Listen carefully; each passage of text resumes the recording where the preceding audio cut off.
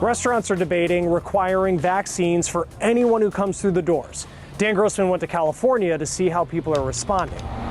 Hi, how you doing? With every pleasantry exchanged at Palmetto Steakhouse, What's the name for the reservation? comes the immediate exchange Cool. And do you both have proof of your vaccination on you today? of more personal info. Awesome. Thank you so much. To some, it might feel invasive. It was never about making a position on vaccination. This has always been what does the staff feel comfortable with. But to the Palmetto's owner, Matt Reagan, it feels right. At the end of the day, it is a business decision. We don't want to turn anybody away, but we do want to make our staff feel safe, and we want our clientele that is asking for it. So why are we in California? The area is among a handful of places moving quickly to consider a more formal measure of this sort, requiring vaccinations or a negative COVID test before entering certain places. It's complicated.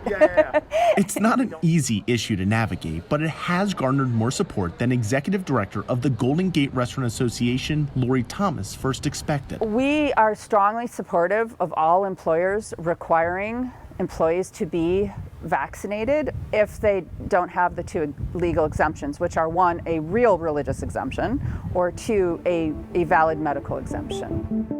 Of the association's more than 800 restaurants, 66% responded in a survey saying they were in favor of an indoor mask mandate. 63% said they were in favor of an indoor dining vaccine mandate. And 58% said they were supportive of requiring vaccinations of all their employees. Table 45. Admittedly, this isn't a universal feeling in restaurants and cities across the country.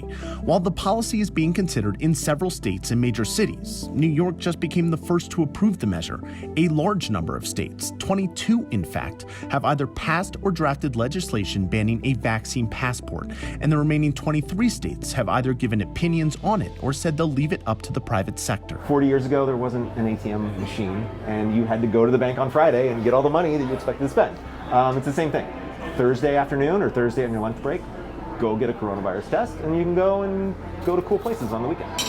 The Palmetto is the private sector using its authority over such decisions at work. I would screenshot that because it's probably going to become a pretty regular thing with the restaurants and bars in the area. Using the disclosure of some personal info in exchange for what those here feel is security. We don't let people drink and drive, because that could be their choice and they could kill themselves. But here's the problem. They could go over the line and kill a family with kids or kill anybody. And then that is where you're jeopardizing the rest of the community. And so that's not allowed. And this is a very similar analogy.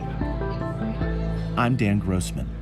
A summer heat wave is scorching crops. We're taking a look at the economic impact next on The Race.